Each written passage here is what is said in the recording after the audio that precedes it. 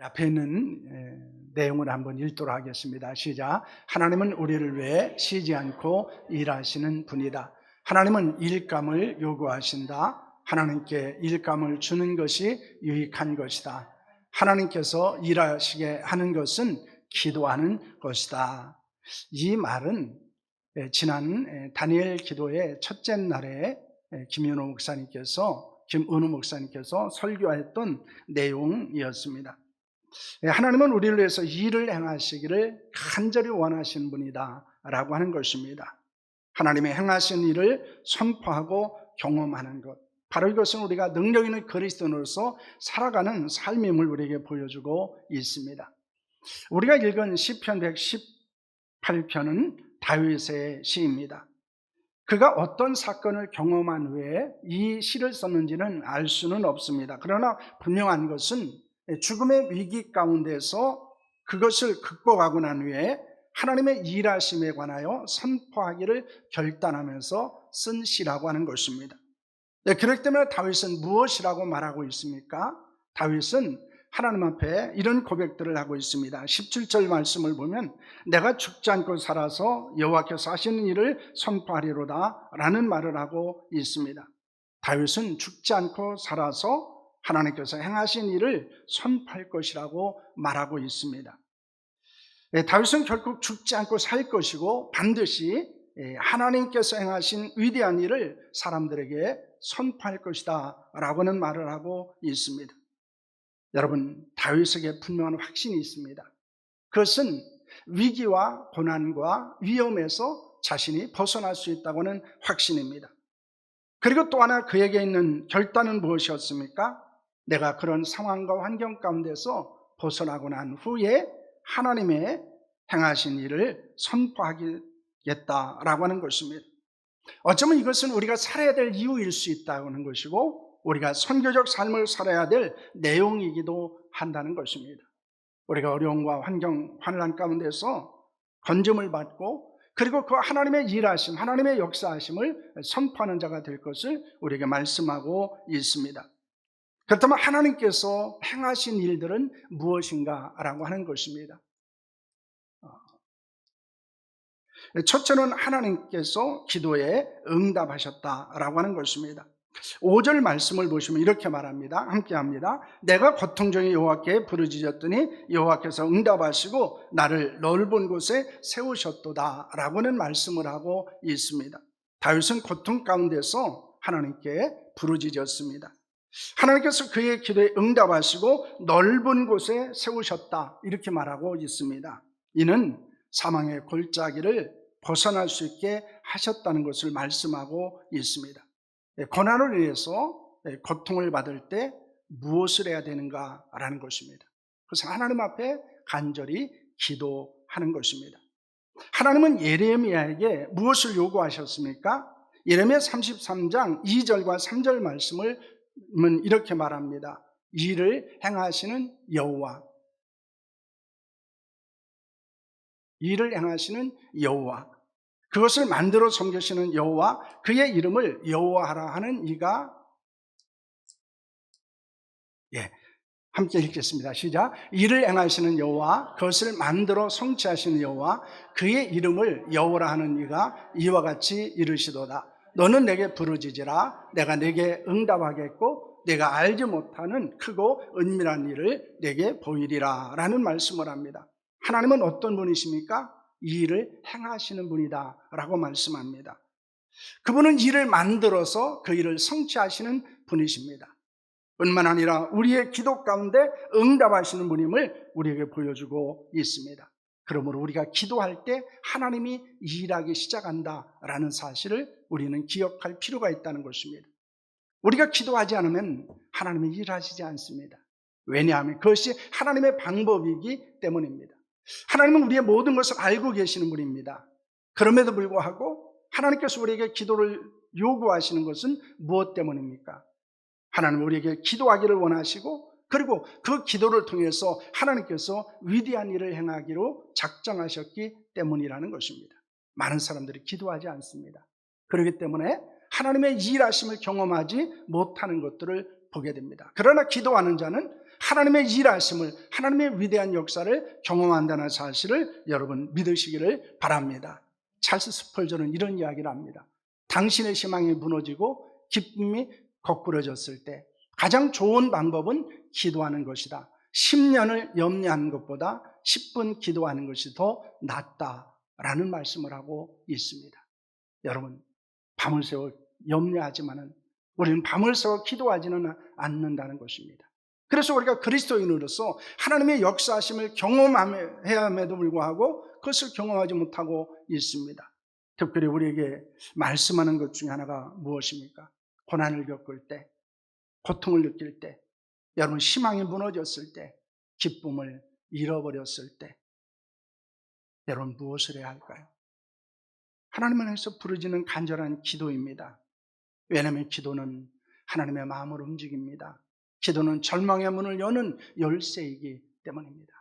기도는 소망의 길로 가는 발걸음이기 때문입니다.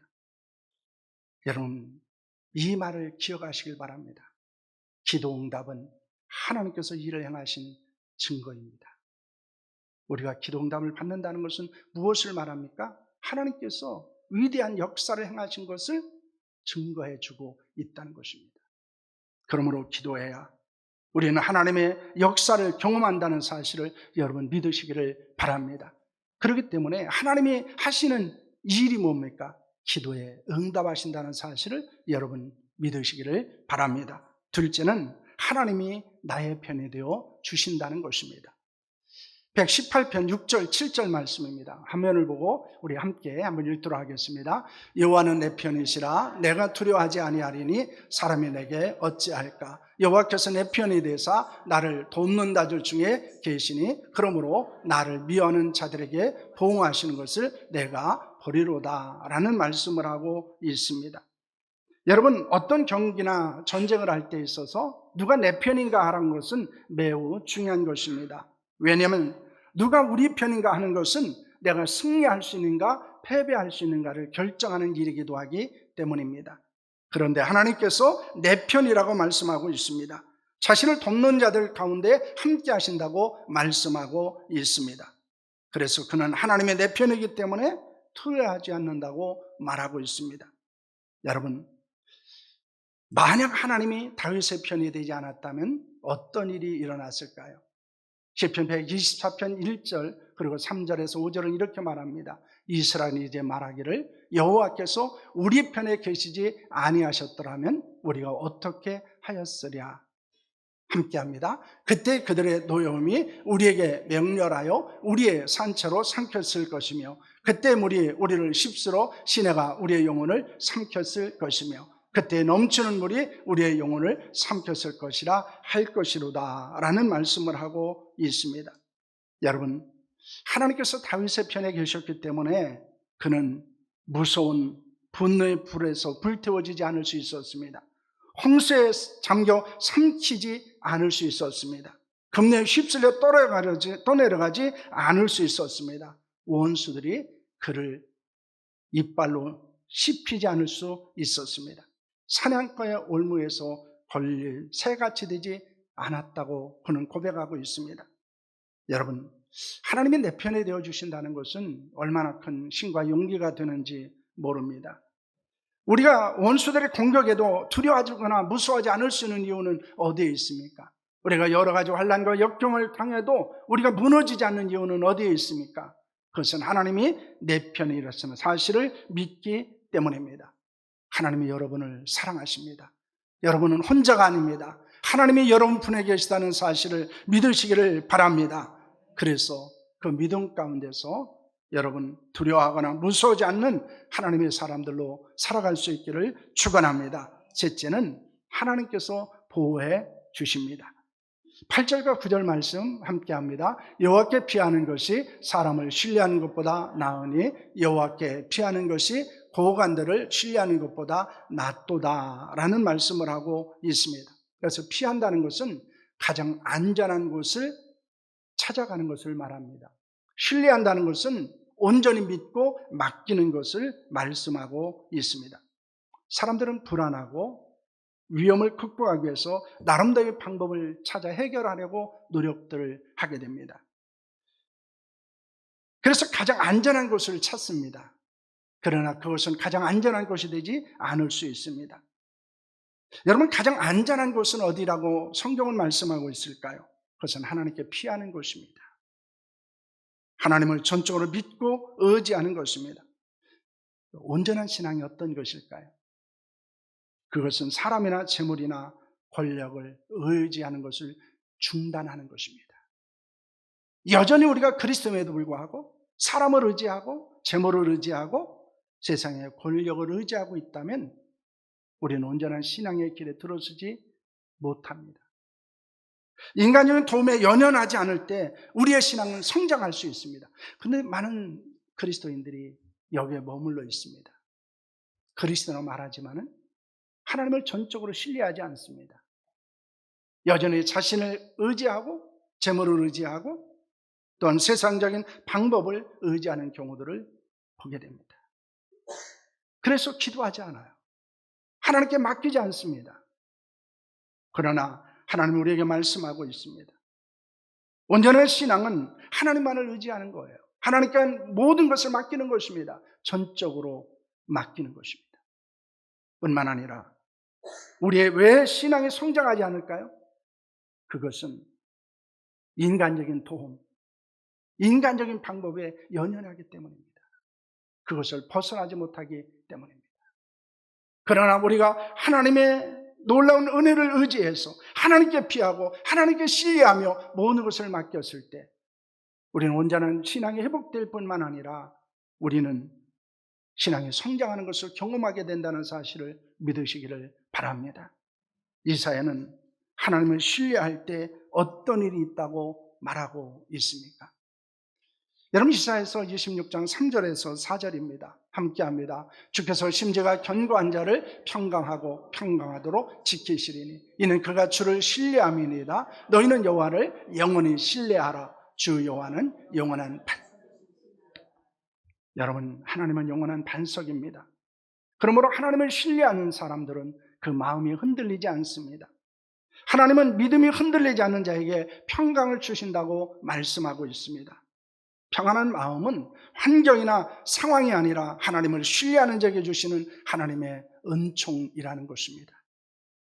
그렇기 때문에 우리는 오직 하나님만을 신뢰해야 합니다. 여러분, 무엇을 신뢰하고 있습니까? 여러분, 무엇을 의지하고 있습니까? 혹시나 변하고 흔들리는 것을 여러분 의지하고 있지 않습니까? 우리는 변함없이 사랑하신 하나님, 그리고 변함없이 우리를 붙들어 주시는 하나님, 그리고 변함없이 우리의 안전한 피난처가 되시는 하나님을 신뢰할 수 있기를 소망합니다. 그럴 때 우리는 진정한 안정과 평안을 누릴 수 있는 줄로 믿습니다. 그럴 때 하나님의 보호하심의 거룩한 역사를 경험한다는 사실을 여러분 믿으시기를 바랍니다. 그러므로 우리가 하나님께 피하는 자들에게 하나님이 보호해 주신다고 하는 이 사실이 우리를 향해서 하나님이 행하시는 일이라는 것을 믿으시기를 바랍니다. 넷째는 하나님께서 구원해 주신 것입니다. 13절과 14절 말씀을 볼까요? 함께합니다. 너는 나를 밀쳐 넘어뜨리라 하였으나 여호와께서는 나를 도우셨도다. 여호와는 나의 능력과 찬송이시오 또 나의 구원이 되셨도다 라는 말씀을 하고 있습니다. 다윗은 대적들로 인해서 고난과 고통을 당하고 있었습니다. 그들은 사방에서 포위하고 있었습니다. 벌떼처럼 주위에 몰려들었습니다. 그를 밀려 넘어뜨리려 했습니다. 그런 상황에서 하나님은 다윗을 도와주셨습니다. 다윗을 구원하셨습니다. 그래서 그는 하나님에 대해서 무엇이라고 말합니까? 나의 능력과 찬송과 구원이 되셨다. 이렇게 그는 고백하고 있습니다. 여러분, 이것은 하나님께서 다윗을 구원하셨다는 것입니다. 여기서 구원했다는 것은 우리가 일반적으로 이야기하는 생명을 주셨다라고 하는 그 말보다는 그를 위기의 상황에서 건져주셨다라고 하는 것입니다. 다윗이 위험과 위기를 만났을 때 하나님은 언제나 어떻게 하셨습니까? 사무엘하 22장 2절로 3절 말씀입니다. 함께합니다. 이르되 여호와는 나의 반석이시오 나의 요새시오 나를 위하여 나를 건지시는 자시오 내가 피할 나의 반석의 하나님이시오 나의 방패이시오 나의 구원의 뿌리시오 나의 높은 망대이시오 그에게 피할 나의 피난처요 나의 구원자시라 나를 폭력에서 구원하셨도다 라는 말씀을 합니다. 여러분, 다윗은 하나님께 피하고 하나님께 기도했을 때 하나님이 그의 반석이 되셨고 요새가 되셨고 방패가 되셨고 구원의 뿔이 되셨고 견고한 망대가 되시고 안전한 피난처가 되어 주셨다는 것입니다. 하나님은 위험에서 건지심에 구원하신 분임을 우리에게 다시 한번 말씀하고 있는 것입니다. 여러분, 우리가 하나님께서 다윗에게 행하신 일, 그를 구원하신 일은 지금도 우리에게 일어나고 있다는 것입니다. 특별히 성경에는 하나님께서 행하신 큰 일에 대해서 말씀하는 것을 보게 됩니다.